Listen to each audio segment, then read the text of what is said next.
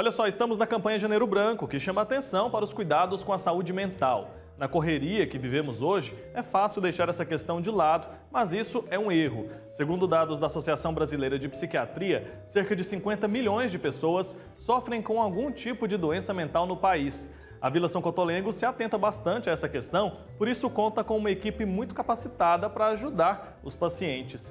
Uma das integrantes dessa equipe é a psicóloga Valquíria Oliveira. Ela vai tomar café comigo hoje, já está aqui no nosso estúdio. Obrigado pela presença, bom dia. Eu que agradeço, bom dia. Então, Valquíria, queria que você começasse contando para a gente qual a importância de uma campanha como a campanha Janeiro Branco. Bom, Janeiro Branco veio para poder auxiliar, né? Por exemplo, tem muitas pessoas que no final de ano faz uma retrospectiva de vida e tenta ver como é que vai ser o ano seguinte. A gente às vezes passa por um momento meio nostálgico, fica meio para baixo, né? No período de dezembro, né? Onde a gente se recorda de coisas que nós passamos, pessoas que nós perdemos, e ali nós não podemos parar, porque o nosso ano vai continuar. E aí, no começo do ano, a gente não faz aquela listinha? Você já fez a sua? Já, todo ano eu faço. Eu ainda não fiz a minha, mas janeiro ainda não acabou, né? Eu vou fazer. Então, nós temos que ter uma lista mesmo de perspectiva do ano. O que eu quero fazer? Em que eu quero melhorar? Em qual parte da minha vida emocional eu preciso de mexer para poder melhorar? Talvez não só emocional, mas financeiro, com as pessoas, em todos os aspectos, em todas as esferas. Então, Janeiro Branco veio para poder nos alertar que nós precisamos nos cuidar, não é? Que muitas vezes nós fazemos coisas no nosso cotidiano e esquecemos de nós mesmos, não é? Então, ele veio para isso, mas não significa que é só o mês de janeiro. Não. Nós temos que olhar para nós mesmos durante o ano inteiro. Porque se eu me cuido, eu dou conta de cuidar do outro. Não é verdade? Com certeza. Então, eu preciso muito disso. E janeiro é um ano para abrir, né? Então, o restante do ano, como será? Então, vamos fazer a nossa listinha aí. Vamos ver como é que... Claro que esse cuidado tem que acontecer durante todo o ano, mas janeiro já... Janeiro é um enfoque maior. Já tem essa questão da gente se programar para mudar de vida, né? Isso, vem as palestras, vem as coisas para poder ter uma consciência de que nós precisamos nos cuidar. Agora, Valquíria, vale a gente destacar que as doenças da mente, elas podem afetar pessoas de qualquer idade, de qualquer classe social, de qualquer gênero. Então, não é vergonha para ninguém buscar uma ajuda, buscar um tratamento, né? Nossa, com certeza. Hoje eu acho que já desmistificou bastante, né? Graças a Deus. Porque antigamente as pessoas tinham muita dificuldade com psiquiatra, com psicólogos, não é verdade? Ainda tem, né? Mas a gente vai quebrando esses tabus. E, gente, depressão, ansiedade, outros tipos de doenças acometem não só os adultos, crianças também, adolescentes, idosos, não é? Então, em todas as faixas etárias da nossa existência, por causa de problemas ambientais ou orgânicos, né, exógenos ou endógenos, nós temos as nossas doenças e precisamos tratar. Quero saber como a Vila São Cotolengo se atenta ao cuidado com a questão da saúde mental dos pacientes. Lá na Vila é um grande barato, né? Eu trabalho na psiquiatria já tem 17 anos. Acho que a minha diversão é trabalhar com essas meninas. Eu trabalho com meninas. Eu falo meninas, né? Mas tem idosas, né? Mas lá a gente trabalha com elas para dar mais qualidade de vida e cuidar com amor, que esse é o nosso lema lá. Então, cuidar com amor significa olhar para a necessidade individual. O que aquela paciente naquele momento está me pedindo, me trazendo, eu posso ofertar? O que eu posso fazer para poder minimizar o estresse, a angústia? Porque as pessoas com deficiência também deprimem. Pessoas com deficiência também têm outros tipos de doenças que as pessoas falam que elas, às vezes, algumas pessoas pensam que elas não são capazes de se deprimirem, mas deprimem. Por quê? Porque estão distantes da família, sentem falta. Então, o que nós podemos propiciar para que isso minimize? Aí a gente, por exemplo, nós não podemos sair muito, né? Elas gostam de sair, de ir para shoppings, para a gente fazer um piquenique. Nós não estamos podendo fazer isso ainda devido à pandemia.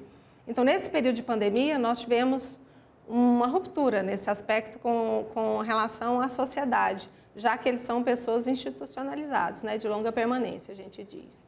Então, para eles, né? Eu só trabalho com menino, eu falo elas, né?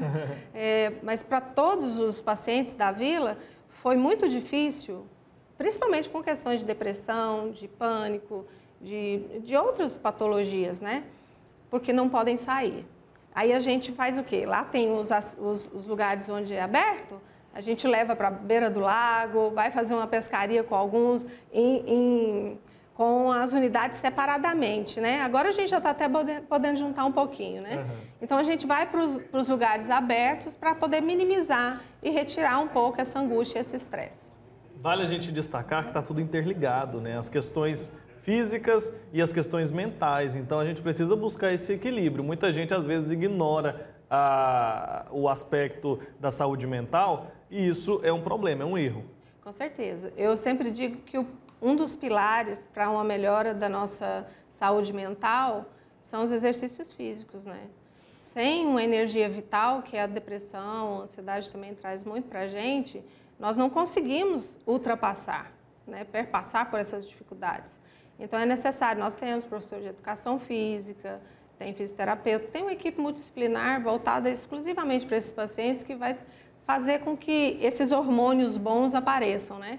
E na nossa vida, no nosso cotidiano, nós também precisamos nos cuidar. Eu fico brincando com as minhas colegas que eu ando bem bonitinha, sabe? Aí eu falo assim, pergunta para mim quantas vezes na semana eu estou fazendo exercício físico. Aí elas perguntam assim, 5. Não é? Então, por quê? Porque eu também preciso me cuidar. Eu, para dar conta de cuidar dos outros, eu primeiramente tenho que cuidar também do meu corpo. Isso é uma somatória mesmo. Mente e corpo andam junto. Por isso que quando nós não estamos bem da mente, do nosso coração, o nosso corpo padece. Então, vem as doenças psicossomáticas, vem as ites da vida, né? Não é? Então, tem um monte de ite, não tem? Gastrite, labirintite, tem também as enxaquecas. Então, isso é tudo que é muito comum, né? Pode ser tudo decorrência, consequência da falta de cuidado com a saúde mental. De um estresse elevado, isso, de uma ansiedade exagerada, né? De uma depressão que às vezes você nem está vendo que está tendo, não é?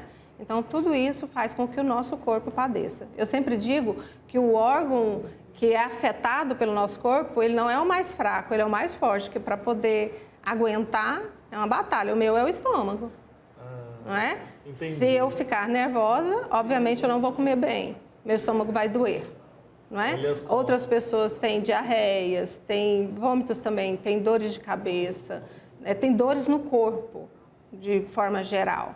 E às vezes não tem uma explicação, não. Vai no médico, faz exame não e encontra. nenhum médico consegue diagnosticar nada físico. E aí o problema pode estar justamente na cabeça. As doenças mentais, elas são invisíveis, não é? E aquilo que é invisível não se dá muita atenção. Se você quebra o dedo do pé, o que é que você faz? Procura um ortopedista, não vai? Engessa, toma remédio, faz de tudo, trata. Mas se você tem uma doença mental, o que você faz? Algumas pessoas escondem, por vergonha, por achar que é fraqueza, por achar que frescura. Quantas vezes a gente não ouve isso, né? A sociedade mesmo fala, né? Fala assim, não, isso aí tá com preguiça, não quer trabalhar, só quer ficar jogado aí no sofá ou na cama, só quer saber de dormir. Não é isso. Isso não é frescura.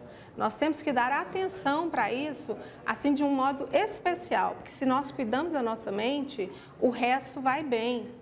Nós vamos conseguir trabalhar bem, a gente vai ter bom humor, o nosso corpo vai ficar bom, nós vamos aprender a conviver melhor em sociedade. Eu estava lendo ontem e eu fiquei bem estarrecida, fiquei chateada, falando que Goiânia é a cidade que foi eleita como a mais mal educada. Olha só. Não é? Eu vi isso na internet e depois eu fui parar para refletir, realmente. Né? No trânsito é uma falta de educação tremenda. Em todos os sentidos, né? Em todos os sentidos. É verdade. Né? Então, para nós quebrarmos isso e Goiânia não ser uma cidade considerada a mais mal educada, o que nós podemos fazer? Praticar gentileza, olharmos para o outro com um pouco mais de de empatia, verificar o que é que o outro está passando naquele dia, o que é que ele está passando, nós sabemos. Por que ele está reagindo daquele jeito? Se chega eu digo, né, eu vou dizer uma palavra ruim, mas é isso mesmo, às vezes vomitando na gente, né, porque às vezes não consegue introjetar e falar bem, ela pega e vai na impulsividade, ela pega e fala o que tem, né, na bucha, como diz goiano, né. Nós não podemos fazer isso. Nós temos que parar. Se veio uma pessoa que está sendo um pouco agressiva com você, o que você faz? Cala um pouquinho, respira, encosta nela e fala assim, você tá bem? Você quer conversar comigo? Não precisa ser psicólogo para saber ouvir. Todos nós podemos... Você quebra já aquela agressividade que a pessoa tem. Todos nós podemos emprestar os nossos ouvidos, às vezes. Nós não precisamos necessariamente de aconselhar, não, mas ouvir a gente pode. Não é? Eu acho que isso quebra. Nós não damos muita atenção para o que o outro está sentindo também.